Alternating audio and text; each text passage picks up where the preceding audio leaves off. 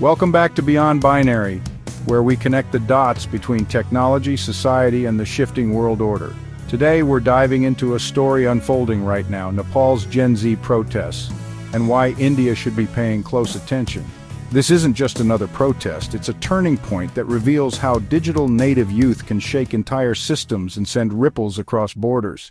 The spark was a government order requiring major social media platforms to register locally or face bans. When the deadline passed and platforms were blocked, Nepal's Generation Z erupted. For them, social media isn't a hobby. It's their news source, their livelihood, their classroom, and their political voice. Overnight, the ban felt like an attack on their identity and freedom. And that's the first fact. In 2025, restricting digital spaces can ignite unrest faster than almost any other trigger. Almost instantly, streets in Kathmandu and other cities filled with students and young professionals. Road blockades appeared, tires burned, slogans filled the air. Within days, tens of thousands were rallying in coordinated protests. The speed of this mobilization is the second fact. Connected through encrypted chats, live streams, and decentralized networks, Gen Z can organize faster and more effectively than previous generations ever could. But beneath the surface, this wasn't just about social media. Years of frustration over corruption, nepotism, unemployment, and a stagnant political system had built up. Young Nepalists were tired of watching opportunities vanish while elites enriched themselves.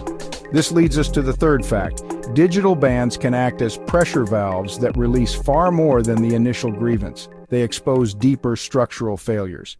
The government's reaction was forceful. Curfews were imposed, tear gas and water cannons deployed, and tragically, clashes turned deadly in several areas. The loss of young lives transformed a policy dispute into a legitimacy crisis. That's fact number 4. In an age of instant global visibility, heavy-handed crackdowns no longer silence dissent. They amplify it and draw worldwide scrutiny. An extraordinary aspect of these protests is how leaderless and nonpartisan they have remained. Students deliberately avoided using established party flags or letting political elites co-opt their movement. This is the fifth fact. Today's youth distrust traditional power structures so deeply that they prefer decentralized organizing, which also makes movements harder to suppress or manipulate. As the protests grew, their demands expanded. They called for dissolving parliament, resignations of lawmakers implicated in scandals, the creation of an interim government, and even constitutional reform. They demanded investigations into ill-gotten wealth, education reform, and transparency in governance. This is the sixth fact. Gen Z isn't content with surface-level change. They're demanding systemic overhaul. The protests forced a political earthquake. The sitting prime minister stepped down, parliament was dissolved, and an interim government was appointed, with elections scheduled for early next year. That's our seventh fact. Youth-led uprisings can catalyze leadership change in record time when public trust collapses. But political change comes with economic consequences. Investors are watching nervously, credit ratings face pressure, and disruptions to transport and trade are already affecting livelihoods. This is fact number 8. Political instability in one nation can ripple through its economy, and by extension the economies of its closest partners.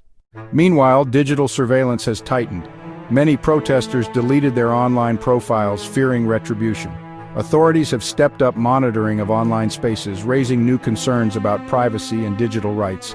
This is fact number 9. Protests in the digital age are fought not only on the streets, but also on servers and data logs, where control over information can determine a movement's survival. Finally, there's a broader pattern here. Across Asia, young people are growing impatient with corruption, unemployment, and governance failures. Nepal's Gen Z protests are part of a regional trend showing that Generation Z isn't waiting for permission to demand accountability. This is fact number 10.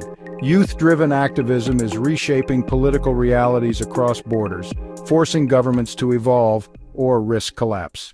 So why should India in particular pay attention? The India-Nepal border is open with deep cultural, economic, and familial ties. Instability in Nepal can spill over, affecting border security, migration, and trade. India also faces its own debates on regulating digital platforms. Watching Nepal's experience offers a cautionary tale. Bans can backfire spectacularly in a hyper-connected society. Beyond the immediate risks, there are strategic considerations.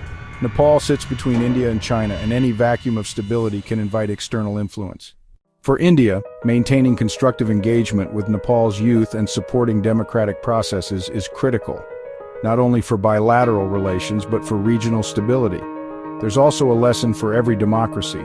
Legitimacy in the 21st century isn't guaranteed by history or power. It's earned daily through transparency, opportunity, and respect for freedoms. Gen Z in Nepal has reminded the region that technology empowers ordinary people to organize, to resist, and to rewrite the narrative when leaders fail them. The protests are still unfolding. What's certain is that Nepal's young citizens have already reshaped their nation's future, and perhaps the region's. For India, for South Asia, and for all of us watching, this is a moment to listen carefully. The energy of these protests isn't confined by borders or generations, it's a signal. The future is demanding to be heard.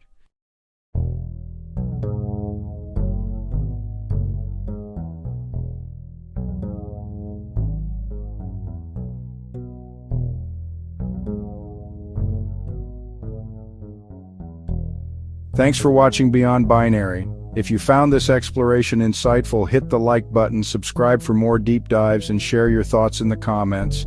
The world is changing fast. Let's keep understanding it together.